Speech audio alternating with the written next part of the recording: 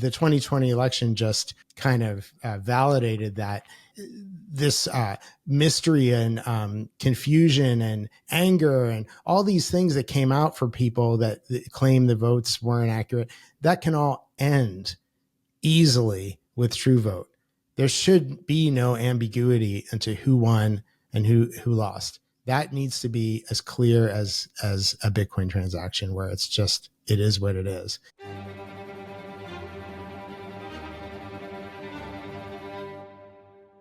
Greetings and salutations, my fellow plebs. My name is Walker, and this is the Bitcoin Podcast. The Bitcoin block height is 819450, and the value of 1 Bitcoin is still 1 Bitcoin.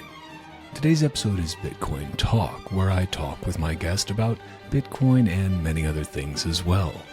Today, that guest is Brett Morrison. Brett is a computer scientist and tech entrepreneur who recently launched TrueVote.org. TrueVote is an open source solution for tamper-proof ballot data built on Bitcoin, Nostr, and open timestamps. Brett and I talked through a ton of questions about TrueVote in terms of how it works, but we also focused the conversation on why a solution like this is needed in the first place. You can get all of Brett's links and TrueVote info in the show notes.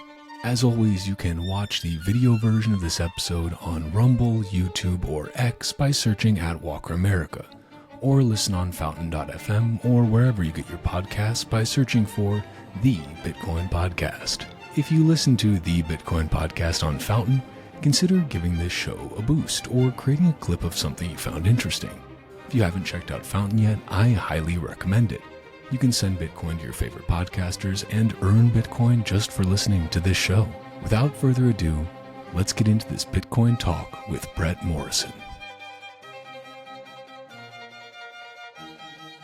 Thank you for coming on here, and congrats on the launch, because I've been seeing just like a lot more buzz about it, first of all, and your timing, I think, could not have been better with the election. Well, many elections coming up. There are always elections, right? But specifically in the US, I think this next year we're going to see a lot of focus on election integrity. One would hope that would always be a focus, but I think after the shenanigans last time around, people are definitely going to be a little bit more on high alert. So yeah, we'll see. Sure. But I want to keep this pretty free roaming and easy. I've got some questions for you, just to kind of things I think people definitely want to know. I got some submitted on Nostr and on Twitter, but anything you want to talk about as well. This is an open forum. I'll just give us a little intro, and then we'll dive right in, if that sounds good. Yeah, sounds good. It'll be a conversation, right? That's Exactly. The format, pretty much. Okay. Exactly. Yeah. No, sounds good. We'll keep it casual and have a good time with it. All right. All right. So with that said, greetings and salutations, my fellow plebs. My name is Walker, and this is the Bitcoin Podcast. Today, I am doing a Bitcoin Talk episode, and I am joined by Brett Morrison. Brett is a computer scientist, tech entrepreneur, and he recently launched TrueVote.org. It's an open source solution for tamper-proof ballot data built on Bitcoin, utilizing open timestamps and also using Nostr. So you published this on November 20th, Brett, and I'm glad to get you, or you made it go live on the 20th. Glad to have you on the show. Welcome, and thanks for coming. Thanks so much for having me. Yeah, I was happy to hit the publish button on that. It's a working demo, so it's that's the app in action, the platform in action, and was happy to show it to the world. I'd written the white paper 2 years prior, so it was good to really build out all the promises in the white paper. Nostr wasn't around at the time that the white paper was written, but I had always thought about how I'm going to do authentication, and I used LastPass as a model as the kind of right way to do it. And then when Nostr came along, I thought, okay, I can use OAuth, I can use traditional email password, or Nostr. So I chose Nostr as our primary form of authentication. I love it. I remember, I think you and I met in Jackson Hole and got to talking and sharing stories. And I think that was around the time you joined Nostr and you started messing around with it.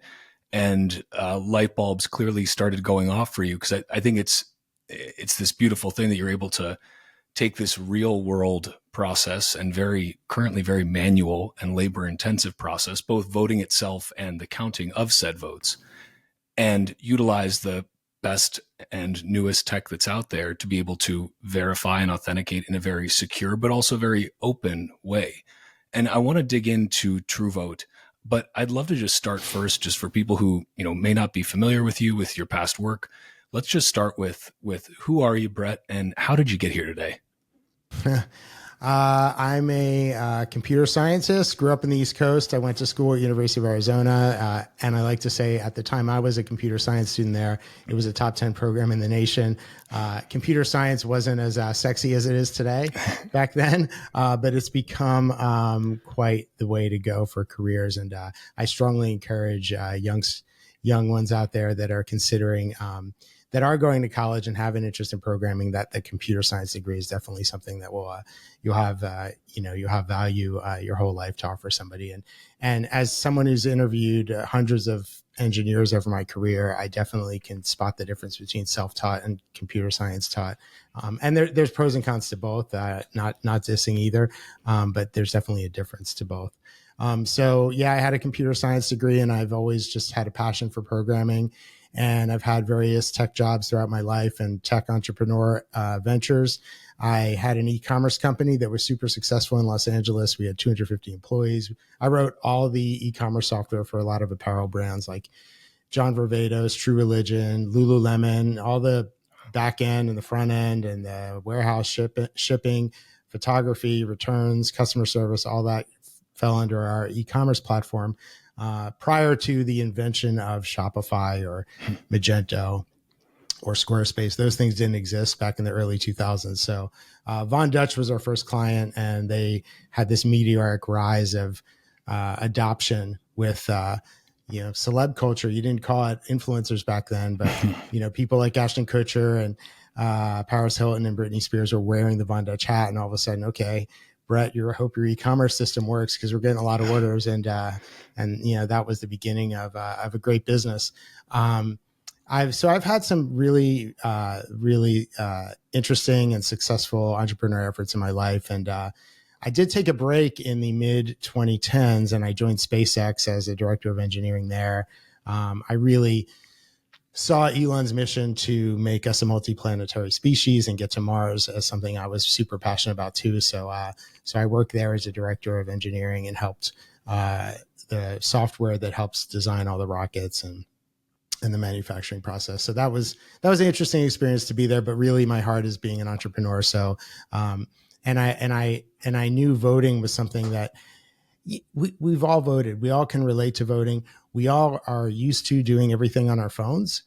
And I was online, I think it was probably 2012, 2013. I was online at a polling station, just frustrated that I was standing here online. I had a lot of work to do. I had, 2 kids at home, and I was a busy guy, and I'm like, what am I doing online here? This is a waste of time. And so that's where the seed was first planted.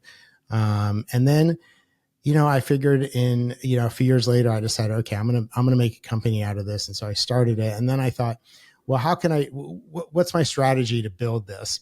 And you look at all voting systems today, they're all kind of this nebulous black box mystery. You don't really know what's behind anything, and that's not acceptable. And as a Bitcoiner since 2013, I saw Bitcoin early. So my Bitcoin origin story is real quick. I read this article from Wired Magazine in the fall of 2011 called The Rise and Fall of Bitcoin, which was basically declaring Bitcoin dead. And I read it thinking, wow, that's so sad. Bitcoin's dead. But then I went online and I saw, wait, Bitcoin's not dead. There was no fall of Bitcoin. There was an active, vibrant community. So I was very interested, and I did recognize it as freedom tech. I never thought of it as, oh, this is an investment number go up technology. I never, ever thought of it that way. And I still don't today. One Bitcoin is one Bitcoin. I've stayed true to that.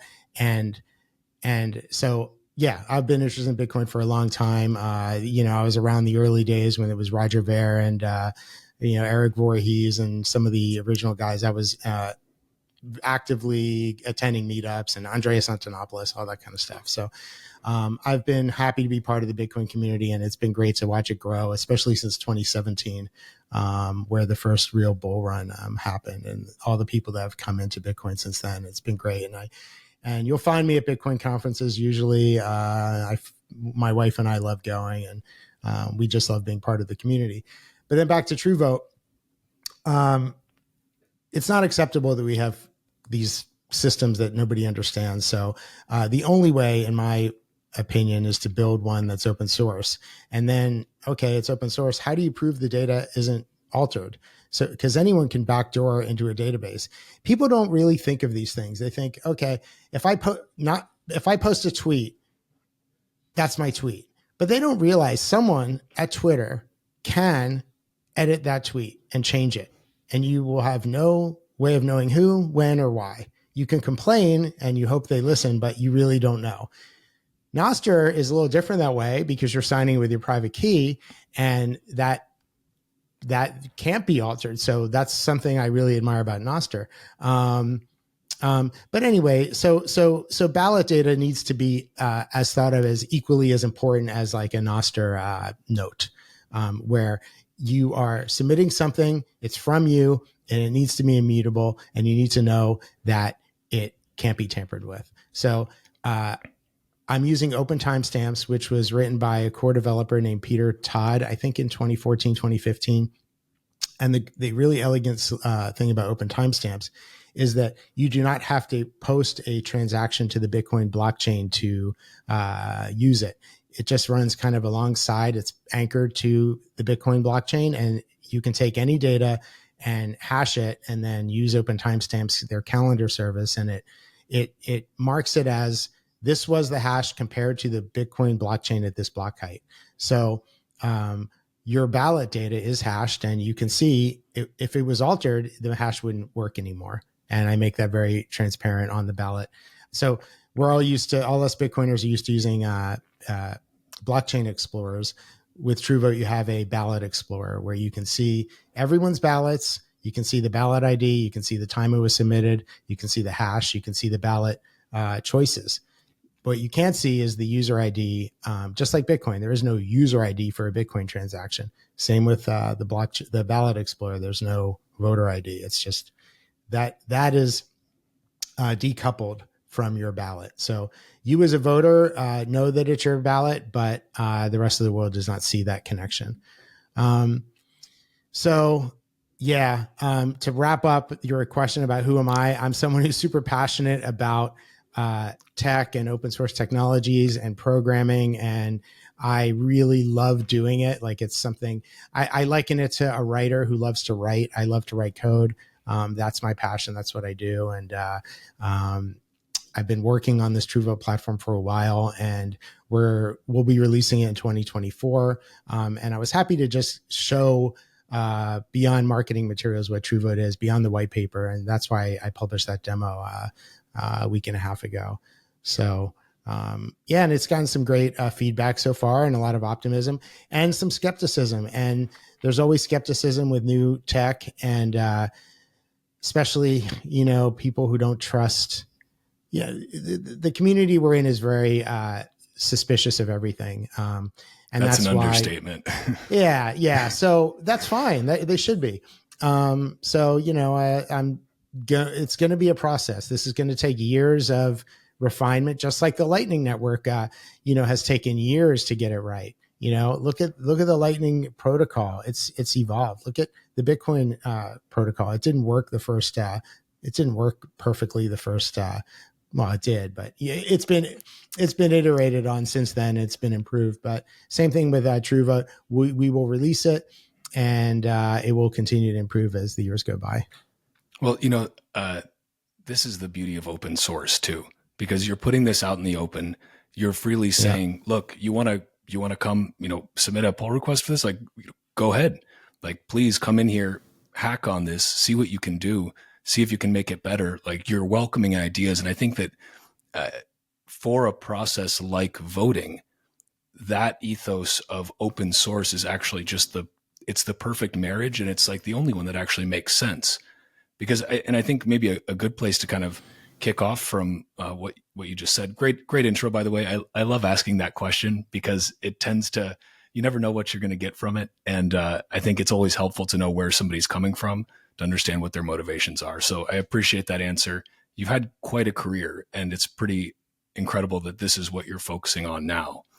But what I'd like to talk about to start us off is just, I want to go through the how of TrueVote in terms of how it works, and also, maybe pick it apart a little bit. We can talk about some of the criticisms, but I think a good place to jump off is the why. Why is this so important right now? We talked about this a little bit earlier, and you touched on it as well, this black box of voter data, not to mention just the incredibly manual and tedious process of needing to take a day and go down to wherever you're supposed to vote locally and cast your paper ballot and stick that in a box and then wait until maybe that night, maybe the next day, maybe after a recount for you to actually know how things went, and to have absolutely no idea where your vote, your specific vote, went. Did it get counted? Because I think that that's a huge thing that's having people lose faith in democratic elections in general, is I don't think my vote matters because I don't actually see where my vote goes. So I'm just not going to vote instead. It's because of the obscure nature of the system, it breeds a lot of apathy. And that's an unfortunate thing. So maybe we can talk through a little bit, just what do you see as the biggest problems in need of fixing? Why did you say, you know what, TrueVote needs to happen? What made you think this system is so broken? Yeah, exactly. No, you touched on it. It was my moment waiting online. So the convenience part of it, where whether you're in person or a mail-in ballot, it is tedious to wait online, take a day, or for mail-in ballots, use a pen and paper with, which I don't know about you, but I don't ever use a pen anymore.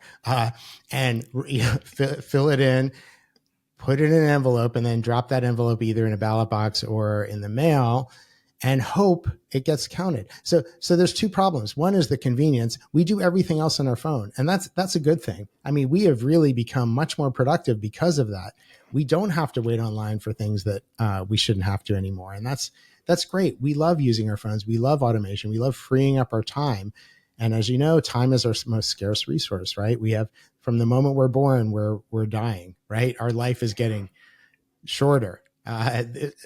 So we're one day closer to death, I think was a song, a Pink Floyd song. I don't know if they're originally, but so I value my time and my time on this earth, and I want to do good things with it. So I don't like wasting my time, and I don't think anybody does.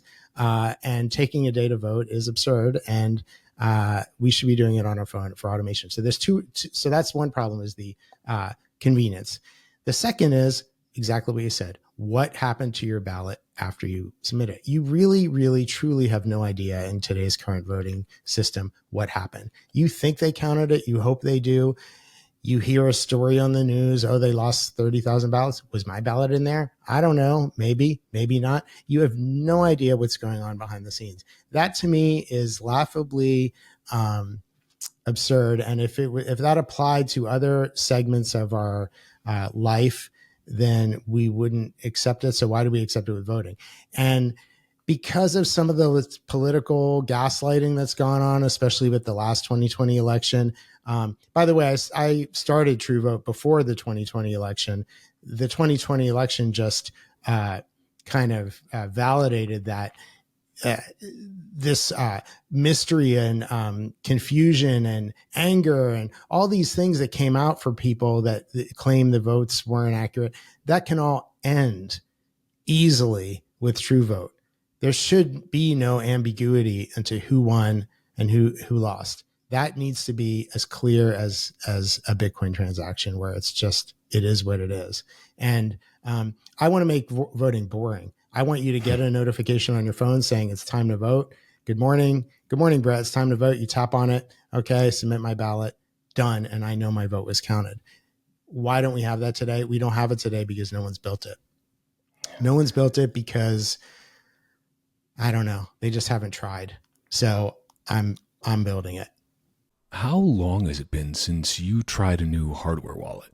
Or maybe you need to get one for the first time ever, or just need some Christmas presents for friends and family. Either way, head to bitbox.swiss/walker and use promo code WALKER for 5% off the Bitcoin-only Bitbox O2 hardware wallet. It's easy as hell to use, Bitcoin-only, and fully open source. So you can see the firmware on the Bitbox O2, check out the Bitbox app, even x-rays of the hardware and other schematics. Just go to their GitHub and verify for yourself.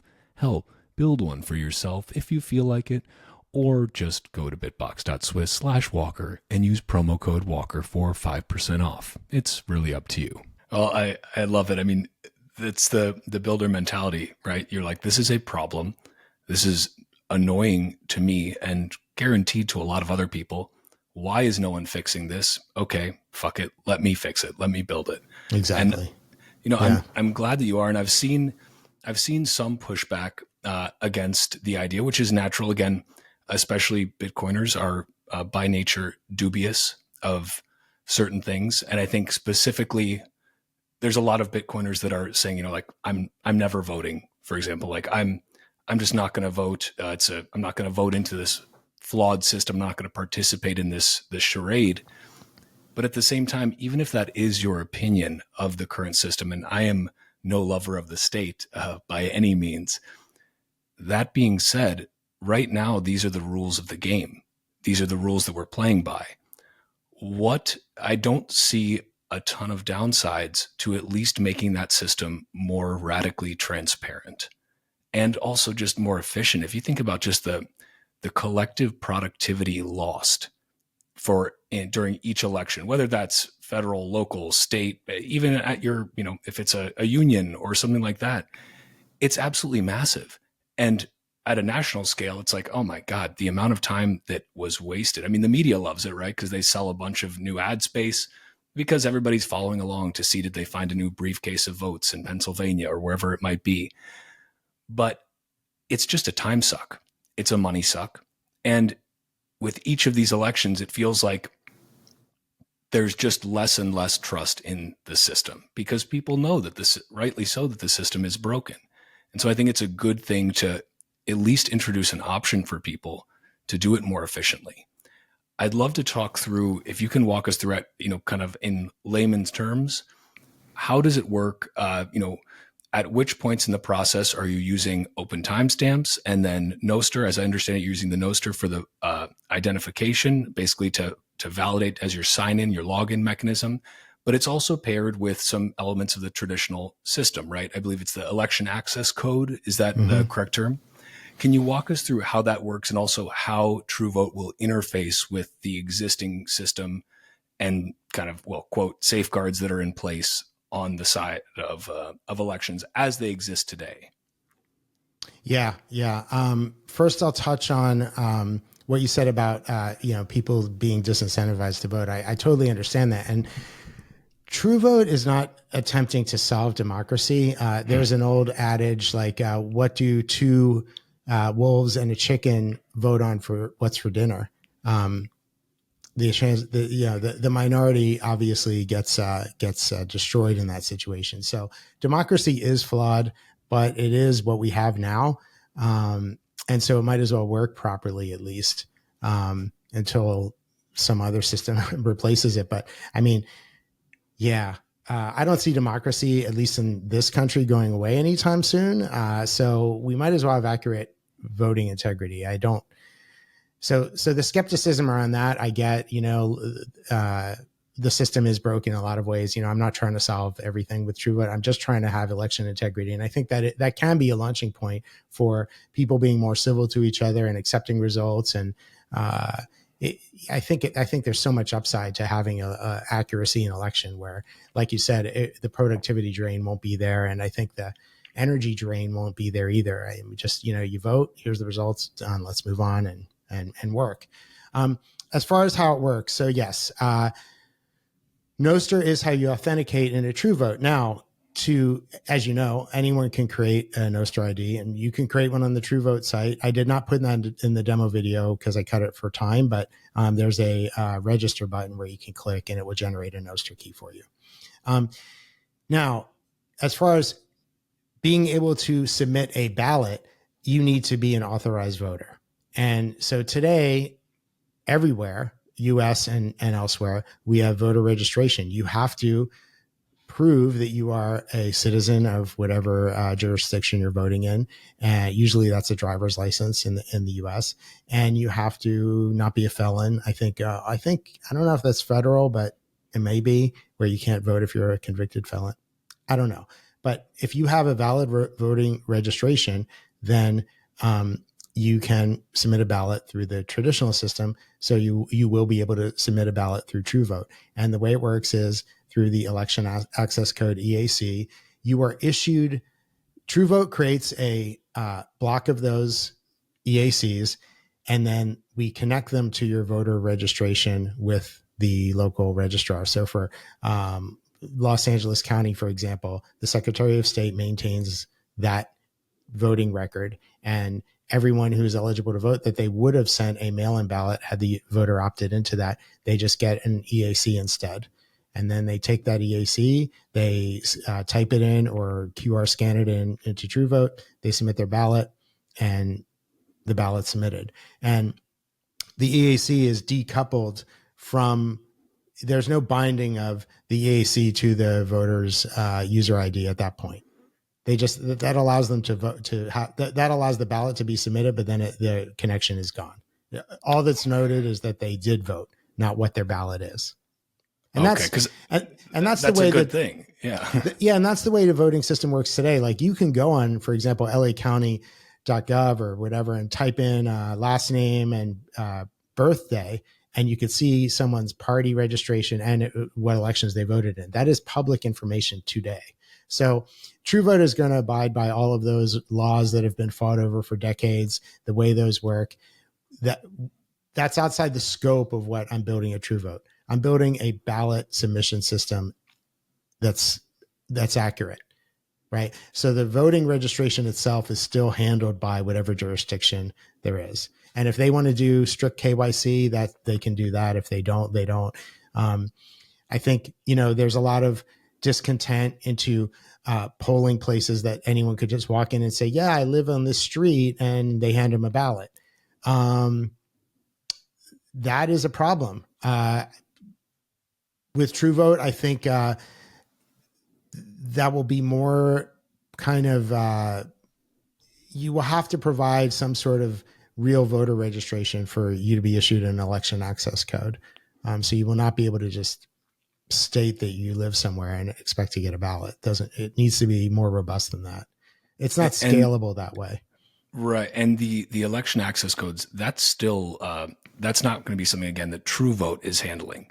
That's still handled through the traditional means. So again, you're not trying to fix the system as it stands today in terms of how you decide who is eligible to vote. It's just saying, for eligible voters, we want to make sure that the ballots are counted, that they're done efficiently, and that people have a more convenient way of casting that ballot.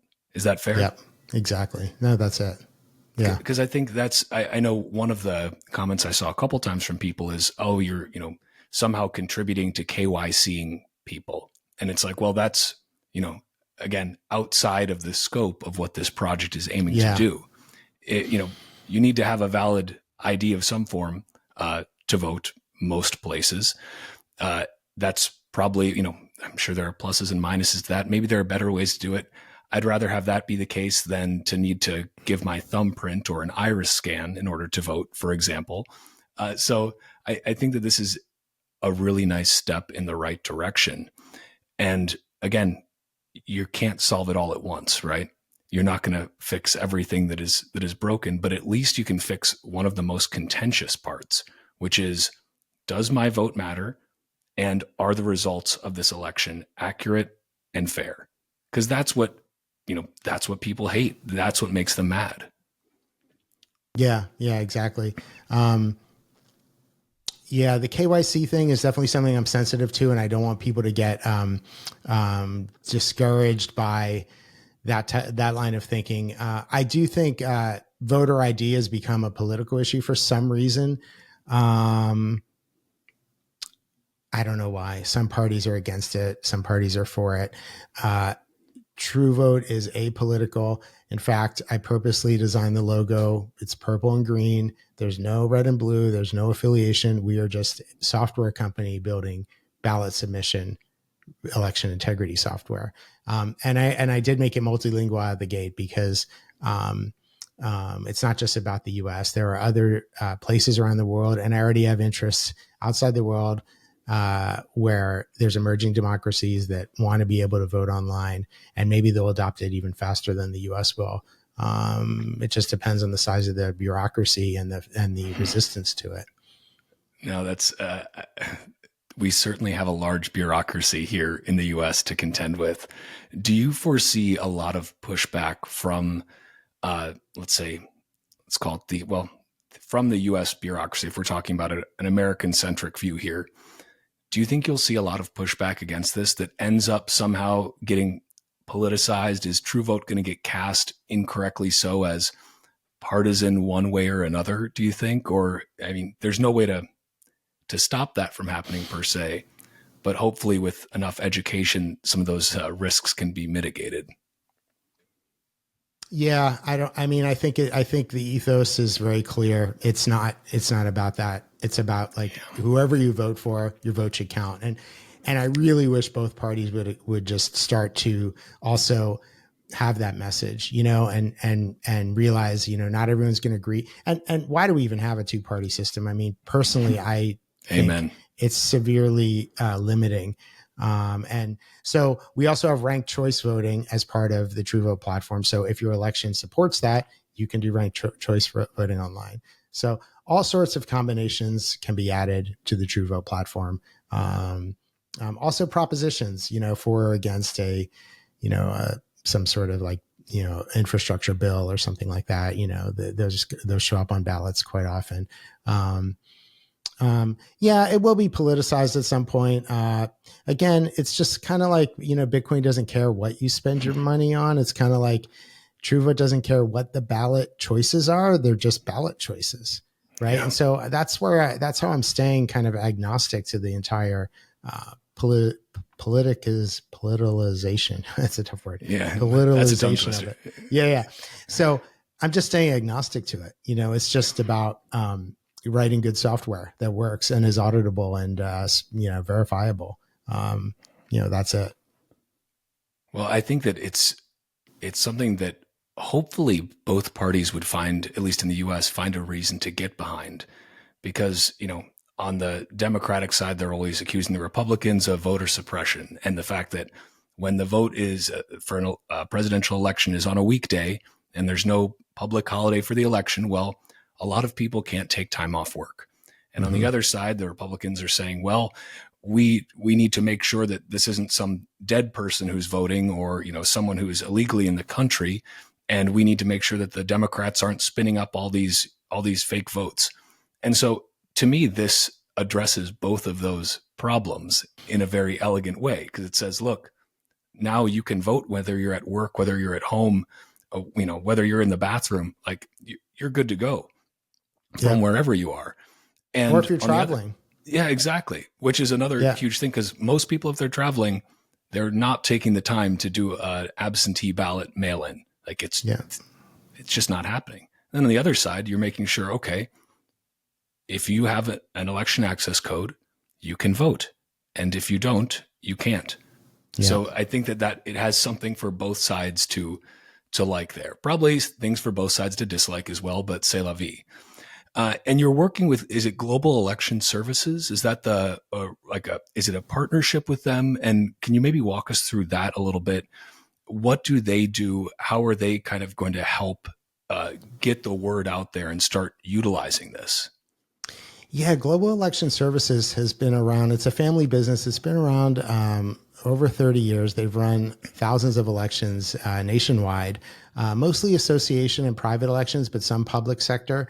And so they're a strategic partner of ours, and they are just waiting for me to deliver them V1 of the product where they can use it immediately. So they're ready to use it for smaller elections. And the idea is they grow with us. So we grow together, and we prove, hey, here's some case studies of some elections that were successful using TrueVote, and those elections just get bigger and bigger and bigger. And so we'll start with that as a proving ground and build off that. As far as you mentioned, whether you're Democrat or Republican, it shouldn't matter. Absolutely, that's the way I look at it too. And it's like, if you don't want transparent election integrity, you really have an indefensible position. Like, why? And I love the question. I love asking someone a question. So why don't you want TrueVote? There's really no good answer. So, and I love that I am building a business where it seems like such a win-win, and I don't know why you wouldn't want it. I think that will make itself known as we gain momentum and prove that we can succeed in this. And whether it's a large election outside the U.S. or within the U.S., once we have a few elections kind of done and shown, I don't see how there should be any reason to not use us.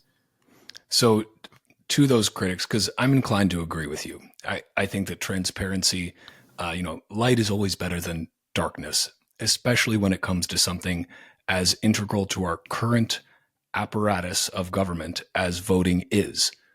And the less trust we have in that, the less trust people have in the government. Now, that is not to say, to clarify, that I believe people should implicitly trust the government.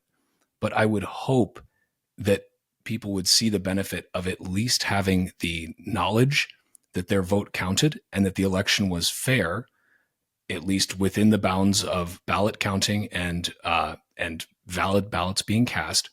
I would hope that people would think that that is at least a good thing. Because again, I am not one to be an advocate for the state or for the state to have more power. And in my mind, TrueVote seems to be a way to remove some of the power from the state, whether that be at a local level, at a state level, or at a national level. Because again, it's taking out the potential failure points where things can go awry, where people can tweak the system. Some still exist, sure, in the existing, voter registration system, but at least it's a step in the right direction. If we want to be fair to these, to the critics, what is your potential failure case for TrueVote? Or maybe if you were to steelman TrueVote, what's the biggest thing you could say that is a downside of it, or that may cause it to not be successful, or maybe to have unintended consequences that are, wow, didn't think that would happen, but it did. Like, what's your take on that? Just to give the critics something to chew on and to look at all sides of this thing. Yeah. I do spell out some attack vectors in the white paper. I think the biggest threat to TrueVote would be a massive DDoS attack at an inopportune time. And that, we're using Microsoft Azure and CloudFront, but they're not, impenetrable. There could be a situation where the amount of traffic is so severe that the TrueVote systems respond slowly and people get frustrated because their ballot submissions don't work. So that's a concern. That's one that keeps me up at night, to be honest. And so I'm going to have to lean on Microsoft Azure and other edge providers to help with that. And that's probably going to cost some amount of money to defend against. It's hard to defend against DDoS, but it's not impossible. That's one big concern. I guess the other would be some sort of unauthorized usage of election access codes. Obviously, that's kind of an obvious one. So those have to be accurate. Right.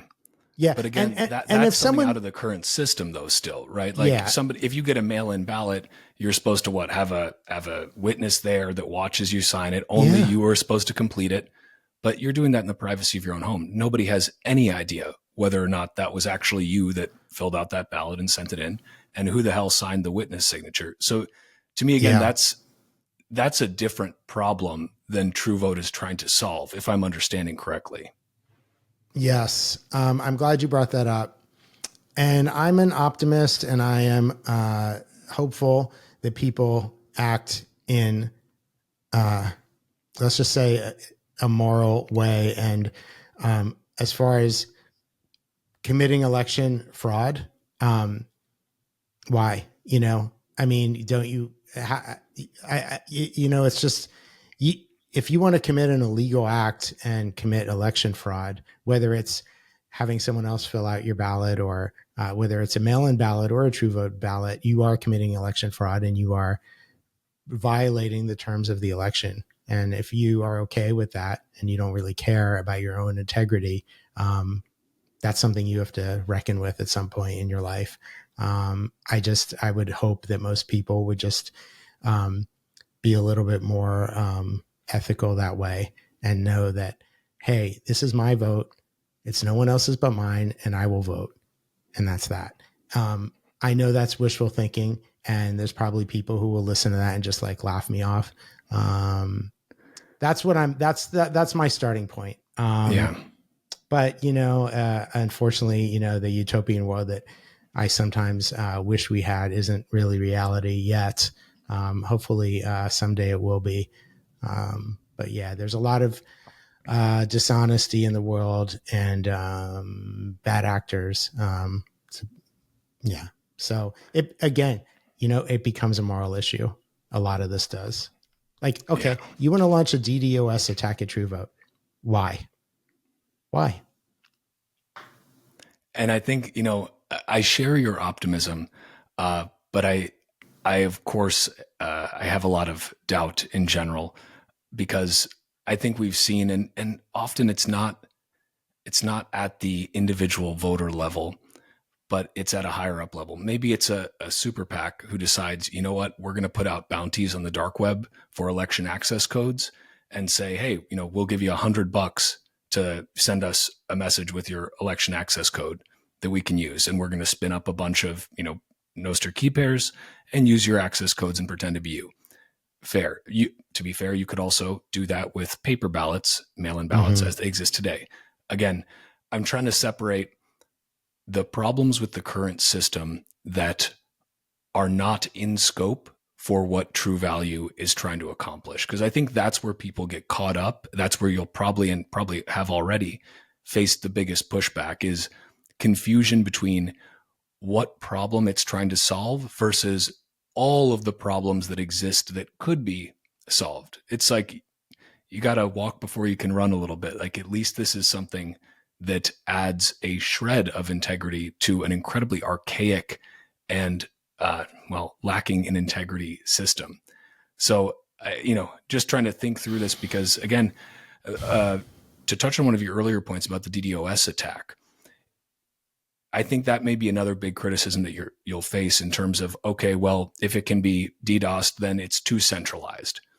And is there any way for TrueVote to embrace, let's say, more of the Bitcoin Nostr ethos of decentralization? Is there any way to reduce that attack vector by decentralizing, or is a certain amount of centralization inevitable and necessary when you're dealing with votes?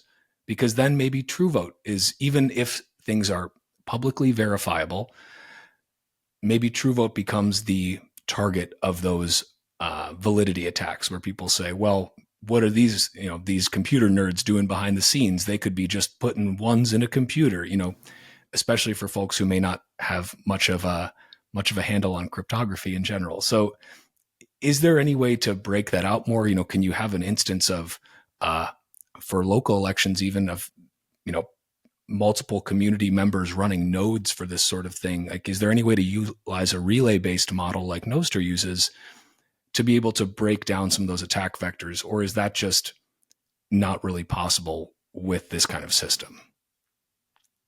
That's something I've thought about as well.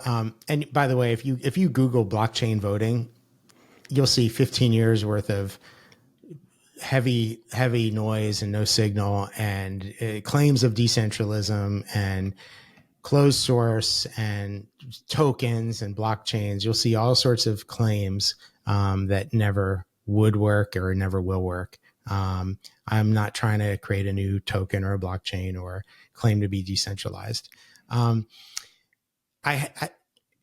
prior to open timestamps, my original design was going to be kind of on Lightning, like an app that would run where you'd have to exchange some sort of some sats to validate ballots. And I realized it was a little bit overcomplicated. I think there's something to be said for centralized systems as far as code deployment and control.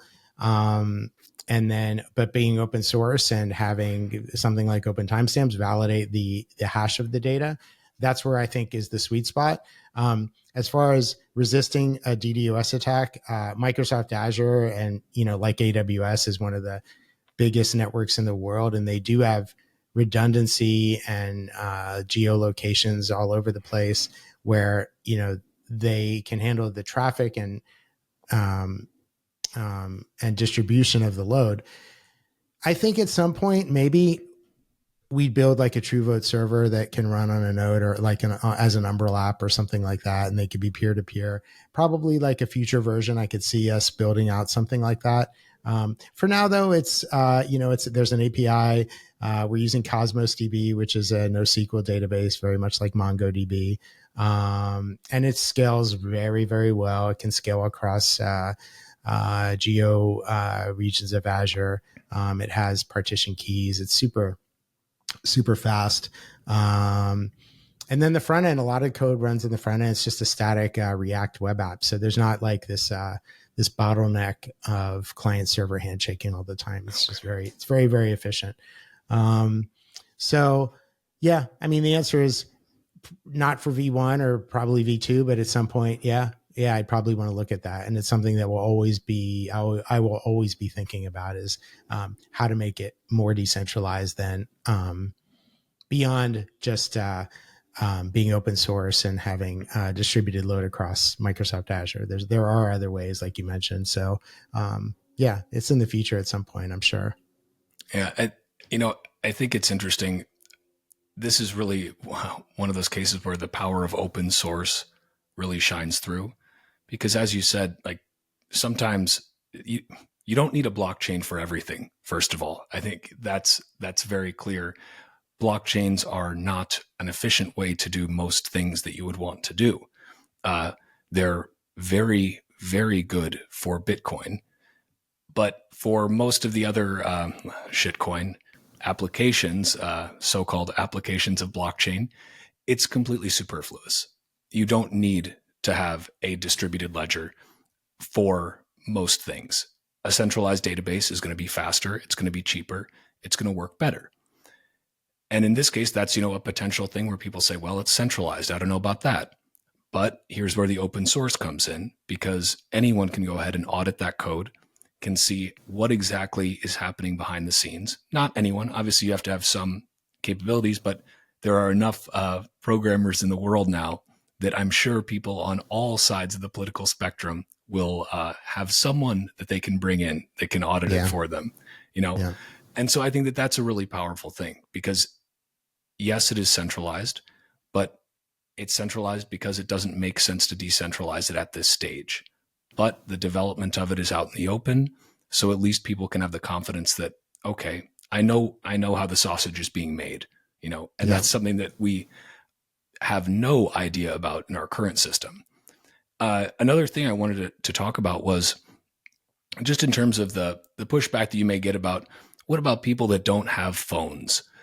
Is it safe to assume that this can be pretty easily run on an iPad or some sort of a kiosk that they could still? So if you still want to go down to your voting location, that local station can run TrueVote.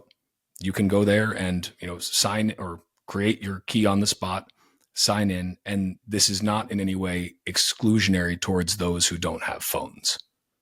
Yeah, absolutely. It will be, you can have a kiosk mode where the second you submit your ballot, it signs you out of your Nostr key and waits for the next person. So that's just like a toggle on the election configurator or on the kiosk configurator. And then I've been asked before, so I'll answer even though you didn't ask.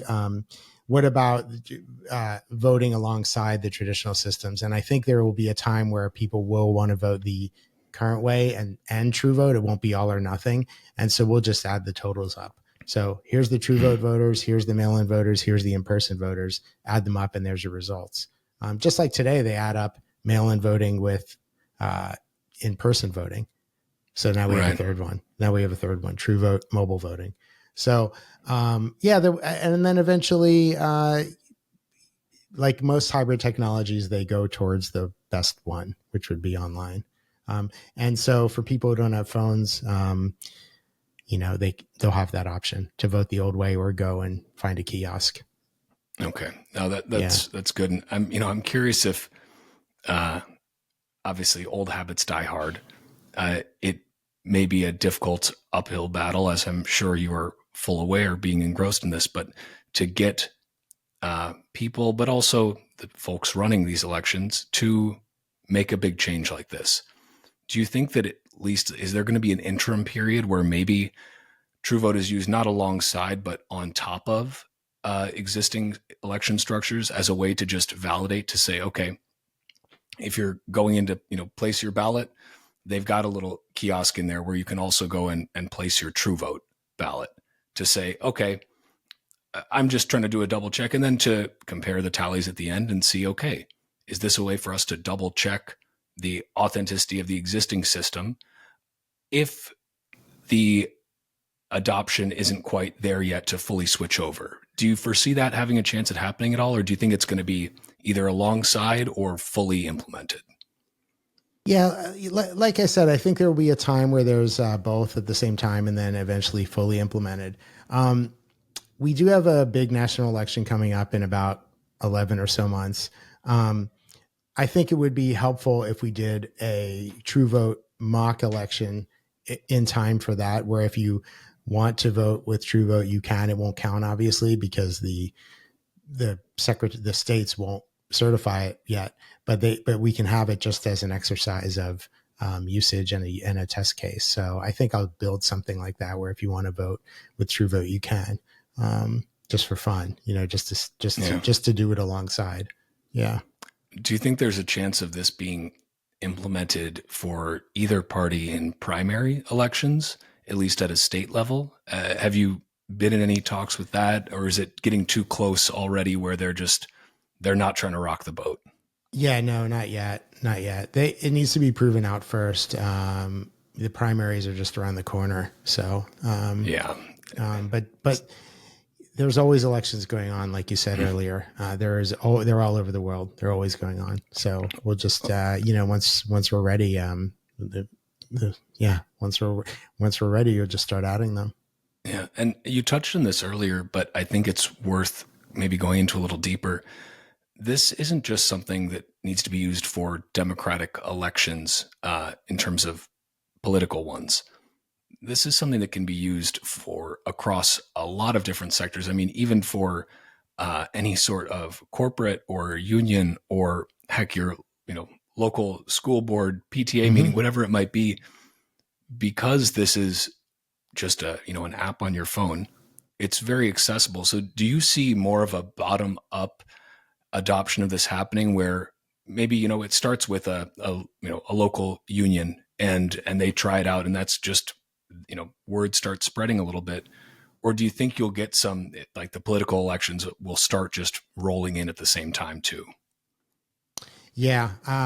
I think it will be bottom up. It's hard to predict the future, Walker, but I think it starts with that. And you listed some good examples: unions, associations, school boards, little league commissioners. There's all sorts of elections always going on, and unfortunately there's probably corruption even at those levels too. Like somebody wants to, who has access, like a Cantillon effect of elections, right? Those closest to it can control it. So TrueVote ends that. You can't corrupt it.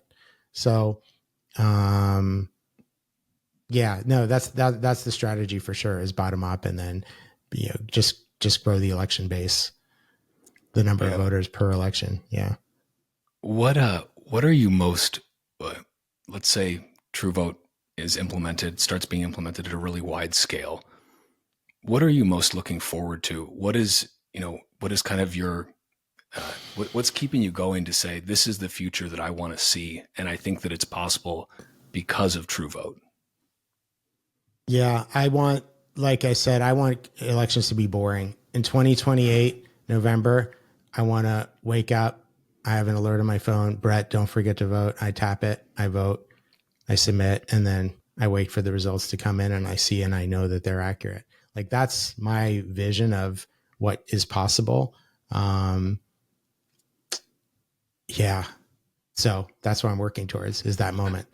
I Yeah. like the sound of boring elections.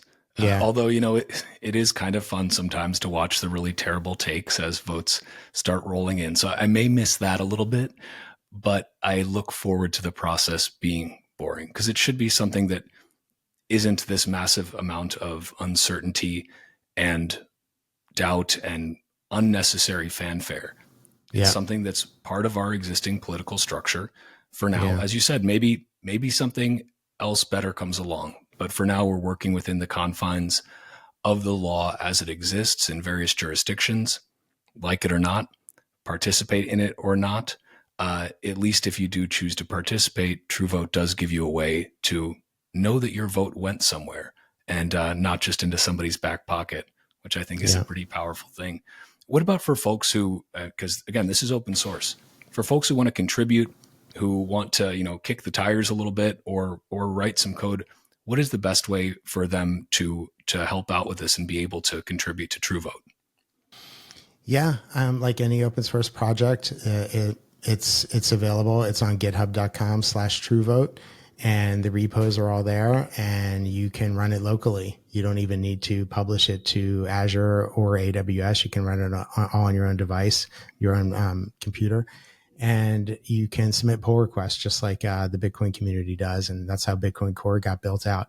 I have an internal Jira issue tracking system that is not public, but I will be publishing some of those issues on GitHub, so anyone can just take one, and if they want to get started, they could just start working on one. So, yeah, I would absolutely love to see any developer, whether anonymous or someone we know, start working on GitHub, and it's such a beautiful thing to have pull requests and code reviews and exchange of ideas and a community. So, yeah, it's gonna, it all starts with the initial commit, and then we build off of that. Yeah. And do you have any message for folks out there? Maybe they are elected officials. Maybe they're folks who are running local, state, or national elections. By some freak chance, they're listening to this Bitcoin podcast. But for folks that are out there, or maybe they're a member of a union who want to implement this, what's your message to them? Why should they jump on this now? And what basically how's it gonna help them, and why should they do it? I think, like a lot of incentives, it comes down to budget. And there are organizations that have a budget to run an election, and that budget can be pretty much reduced by a gigantic amount if they just use TrueVote, right? They're not the amount of effort that it takes to run an election all across the world is massive. And when you can just do it all online, it brings all those costs down. So that's the biggest carrot to show, to say, hey, you want accuracy and decrease costs? Why wouldn't you use TrueVote? So it seems like a no-brainer, really. Yeah.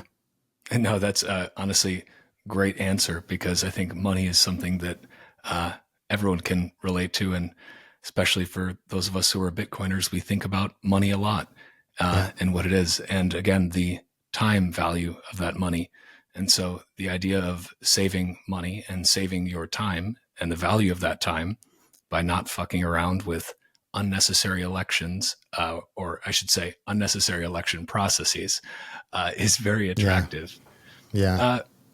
So, anything else that you think people are missing about TrueVote? Is there one last message to the skeptics? Is it to, hey, take a look at my code? Is it to just, have fun not voting? Is there anything else out there that you want to give one last plug for those that may still just be, either on the fence or saying, you know what, this is just another way to support statist regimes? Yeah, that's a good question. I would just say be patient and be optimistic. These problems won't be solved overnight. As far as the people's disenfranchisement with their government, that is a large problem, and we all are subjects to it. Term limits are an issue that I think is super important. TrueVote doesn't solve that problem, right? So, yeah, I don't give up. I mean, I do love the message. I was taught as a young age, your vote counts, and I still do believe that. So I guess I would say that, and one of the main reasons people don't vote today is because it is inconvenient. They really just don't want to hassle with it. So I'm giving you a lifeboat for that. It's as simple as launching an app on your phone and tapping a few choices and hitting submit. So the convenience part is over. The inconvenience part is over. It's solved. So yeah, I mean, I think we'd see like a huge rise in number of voters once this is deployed. And again, if you are against that, you have to answer to why. Why wouldn't you want everyone who is able to vote? Everyone, politicians always say, "Oh, if you don't like it, vote. Change this, change that. Use your vote." Okay, here's a system where you can makes it much easier to vote. Why wouldn't you want someone to use it? Yeah, so. And I think that's a very fair point, and I think for a lot of, I'll just focus specifically on Bitcoiners here, because right now, Bitcoiners are probably some of the ones who are paying attention to this the most, or folks on Nostr, because they're following anything that's being done in and around this technology, right? And as we stated before, and is very evident to anybody on Twitter or Nostr, Bitcoiners are doubtful of things, and doubting is good. It's good to be skeptical. It's good to check things out, to verify for yourself, not to trust. Mm-hmm. And luckily that is something that's actually possible with this, again, because it's open source. And so I think that, fix the money, fix the world, right, is not just a meme, but I think there's so much truth to that. But we also have to remember that we do still exist within the current paradigm. Now, I am all for building parallel systems, and I think that is a lot of what's happening within the Bitcoin community, within the Nostr ecosystem today. Parallel communities are being built. There's a move towards more localization versus globalization, and I think that is a beautiful thing.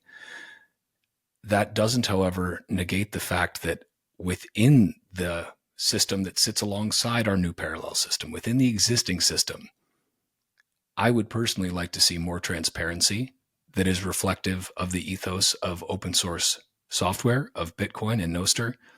I would like to see as much of that ethos as possible permeate its way into the existing state apparatus. I see that as a good thing, even though I don't support the state itself. I still would like to see, if it is going to be around for a little while longer, I'd still like to see it just be a hair more transparent. I'd like that. So, maybe for that I'll get called a statist cuck, but who can say? These days, just about anything will get you called a statist cuck. Oh, geez. Yeah, no, I don't think that would be deserved at all. You're just living your life the best you can and setting a good example for others. So there's nothing statist cuck about that. Yeah. Not everyone can be a rebel like at 24/7. That's just not. Yeah. And honestly, for Bitcoiners, I want, if I am going to vote for a politician, I would like them to be pro Bitcoin. Like that is a starting point. That's a starting point for me. That's an immediate filter out. That's not to say that just by saying I'm pro Bitcoin, I'm going to vote for you. My vote is harder to win than that. But it's a starting point to say, I will at least look into you more if you are pro Bitcoin. And if I do find myself voting for a pro Bitcoin candidate, I would like to make sure that vote is actually counted and not thrown in a suitcase somewhere. Like I'd like to make sure it actually, my little drop in the bucket actually made it into that bucket and wasn't just sloshed away elsewhere.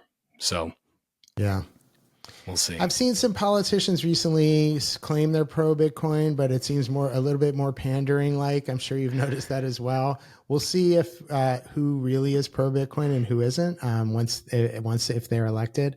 But I've seen some of that where, I mean, to call someone out, but he deserves it. As the mayor of New York, he claimed to be pro Bitcoin, but he was just saying that. He didn't really mean it. I mean, there's other examples. I won't say them, but he that's a good one. That we should be a little bit wary of candidates like that really are just pandering. I agree, because at the end of the day, even if they say they're pro Bitcoin, they are still politicians. They are trying to get your vote and also your donation dollars. Yeah, this is a fact. That being said, I am at least glad that the Overton window is shifting a bit, where we now see candidates on both sides of the aisle. If we look at the presidential election, you've got Vivek on one side, and now you've got RFK. Well, I guess he's no longer on the left. Now he's in the middle of the aisle, running as an independent. I think that's ultimately a good thing. I'd like to see a legitimate independent challenger come in to the American political scene. That would be fantastic. But at least that conversation is shifting. You see, Milei winning the election in Argentina. Like him or not, believe him or not, when it comes to his Bitcoin support, at least it's changing the conversation, and I think that conversation doesn't change overnight. It has to happen in stages. It happens one election at a time, one debate at a time. Like, I look forward to a cable TV, not that I watch cable TV, but I'll watch it on YouTube afterwards, debate where we see candidates talking about how broken the money is, talking about, Austrian economics, talking about Bitcoin as part of that conversation, and how people need to have something that can help them in this world of broken money.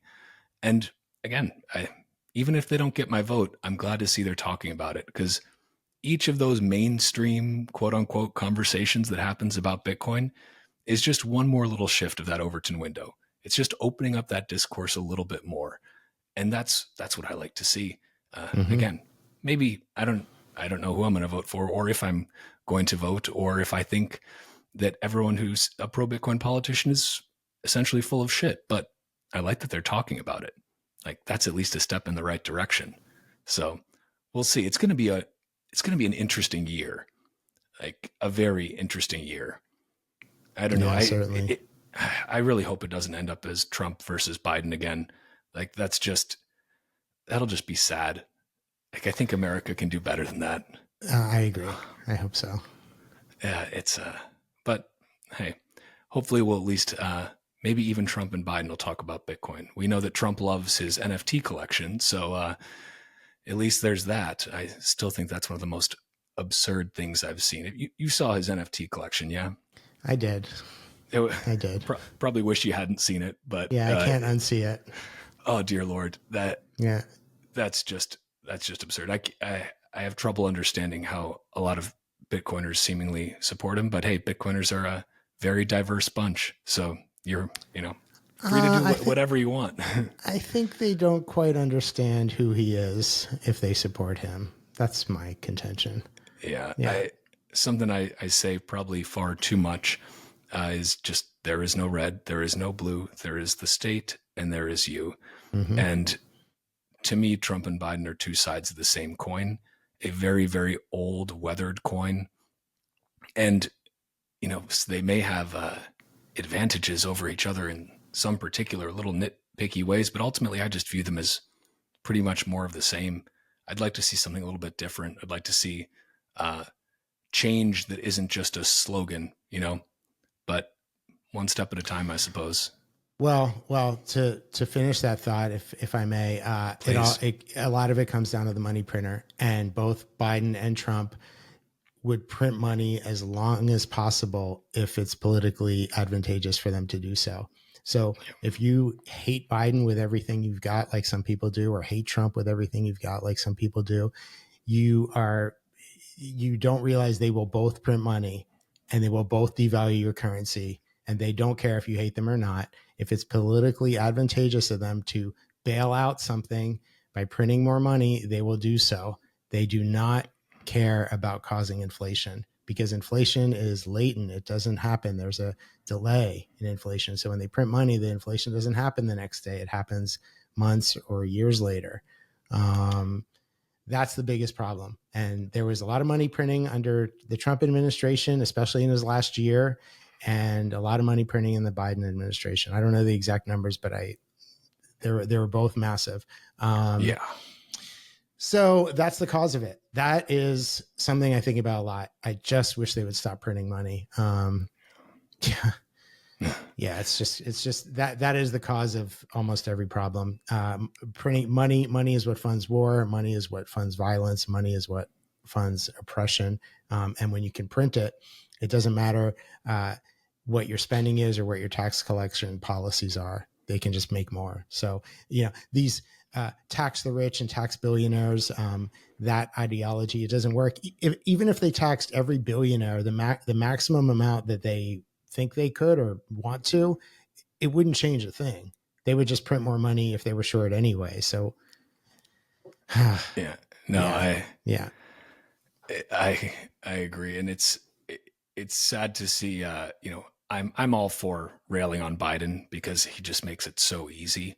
But if you're going to rail on Biden, you should also rail on Trump. Like, I think, yes, rail on Biden and rail on Trump. Trump, I think under his admin, it was at least 4 trillion, if not 5, in M2 expansion.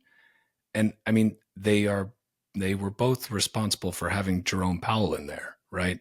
I mean, I like Jerome Powell a little bit more actually after his close the fucking door little gaffe that he had on stage. I was like, that somehow makes you more likable.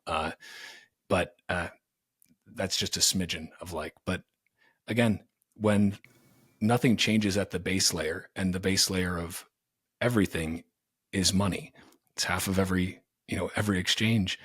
And when that is so broken, it doesn't matter if you've got, an old guy with borderline dementia or an old clownish guy with tiny hands and strange orange hair and an NFT collection.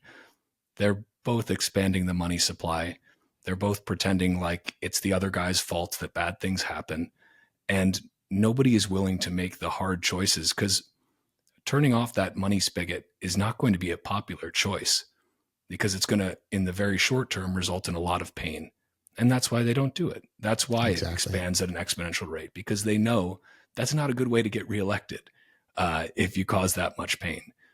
But at a certain point, I hope we have somebody brave enough to bite the bullet to try and fix the system at least a little bit, because that's what it's going to take, is somebody who says, you know what, maybe I don't get reelected, but hopefully, after I'm gone, people will be able to say, oh, wow, okay, maybe he was onto something, because now things are starting to at least get better. Now we're starting to actually take advantage of all the gains that technology brings us that are just being stolen by our inflated currencies. That's one of the saddest things to me, is just people have to spend more and more and more and get less and less and less at a time where technology has never been better at delivering productivity and efficiency gains. And that's just so backwards. And I hope that we have somebody who comes in that realizes that and says, let's actually let the people keep the fruits of their labor, not by centralizing the means of production. Let's make that point clear, but just through good old fashioned capitalism. Yeah. We can get there. It will take some technology, some leadership, some integrity, some pain. But this country's still savable. I believe so. And a Bitcoin standard would be awesome at some point. So hopefully we'll see that in our lifetime. We can at least dream. If not, then in our children's lifetimes, that would be acceptable as well, as long as it can happen sometime. But Brett, I want to thank you for your time. Before we close out here, I'm just curious, are you reading anything right now that you'd recommend? I always like to find out, is there something good that's on your bookshelf that you would recommend for others to check out? Yeah. There's 2 books that come to mind I'm reading right now. One is Text and the other is Audible, and they're both very familiar to Bitcoiners. I'm listening to Mandibles, which Matt Odell has plugged endlessly over the last year. It's a story about um, a civilization that it inflates their money so high, and it's pretty much like a modern version of 1984. It's pretty sad and dystopian. And I'm reading Fiat Ruins Everything by Jimmy Song. I'm about halfway through that. So Nice. I do love those types of books. And the most impactful book for me was The Creature from Jekyll Island, which you learn about how the central bank was formed. And I that really changed my worldview about everything. So I highly recommend that. I read it every couple of years just as a refresher. Well, and they also, in Creature from Jekyll Island, they've got the nice like summaries too. So if you want to just, flip through to get a little bit of a Spark Notes version, a little refresher, you're good to go. But those are some, I still have yet to read The Mandibles or Fiat Ruins Everything. They're on my list. I've been going back through some older Austrian texts to try and set a better baseline for myself. So I need to jump back up to the present a little bit. But thank you so much for sharing your scarce time with us today. I'll put all of the links so that the GitHub, the website, Twitter, and Nostr. I'll stick that all in the show notes. Is there anywhere else people should check out, or is the website, the GitHub, Twitter, Nostr accounts, those good to go? Yeah, the website links to everything, TrueVote.org, and I'm pretty active on my Twitter and Nostr, and that's it. And then the GitHub. I thank you for being such an advocate for Nostr too. You're really helping move it along, and I'm super excited to see like other Nostr adoptions of Nostr in new nascent ways, like the way I'm using it. I think people first think of Nostr as like a Twitter clone, and it's so much more than that. So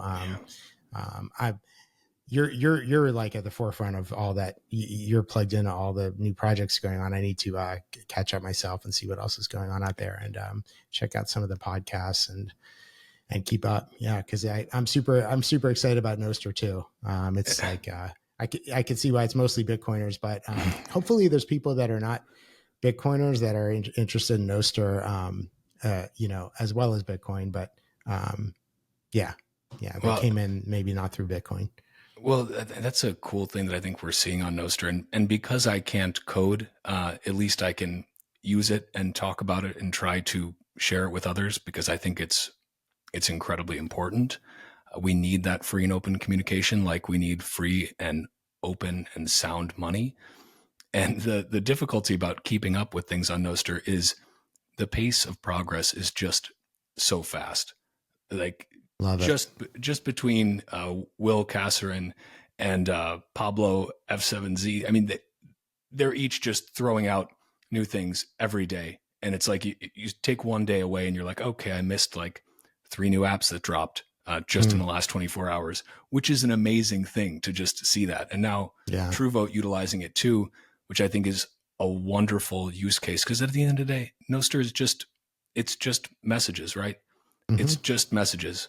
And that can apply to quite literally everything. It starts with social media because that's what's familiar. And that's what gets people in the door and using it, because people want something that's fun, doesn't censor them, hopefully. And with Nostr, they have that. And I think we'll see a lot of people will find Nostr, like with Bitcoin, they find Nostr once the pain is enough, where they finally maybe they get shadow banned, maybe they get deplatformed, and they realize, oh shit, okay, I need to look for alternatives. And then they come Googling around and find their way to Nostr, hopefully. I just did a session with Will yesterday. We'll probably try to publish it tonight if I can. I'll see. But great. Yeah, he goes through a bunch of stuff just that he's working on, kind of what he sees as the future. And it makes me very hopeful to talk to folks like you, to talk to Will, to talk to the real builders, because that's what gives me some hope for the future. Like, it's what makes me think, you know what? Yeah, there's a lot of doom and gloom right now. There's a lot of just shit out there and shitty people. But then you meet folks like yourself and Will and so many of the amazing people I've met through Bitcoin and Nostr. And it's like, you know what? the world's not so bad. I have a lot of hope. Like, we're gonna be okay as long as we've got builders who don't ask for permission and just keep building. Like, that's what's going to make the world a better place. 100% agree. Thank you for everything, Walker. Yeah. Thank you so much, Brett. And thank you to everyone who is watching this a little later than we've talked.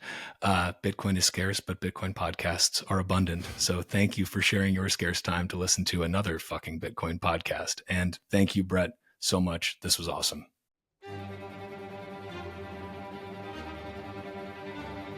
And that's a wrap on this Bitcoin Talk episode of the Bitcoin Podcast. If you are a Bitcoin-only company interested in sponsoring another fucking Bitcoin podcast, head to bitcoinpodcast.net or hit me up on social media. On Nostr, head to primal.net/Walker. And on Twitter, search for @WalkerAmerica or @TitcoinPodcast. You can also watch the video version of this show on X or on YouTube by going to youtube.com/@WalkerAmerica or Rumble by searching for @WalkerAmerica. Bitcoin is scarce. There will only ever be 21 million, but Bitcoin podcasts are abundant. So thank you for spending your scarce time to listen to another fucking Bitcoin podcast. Until next time, stay free.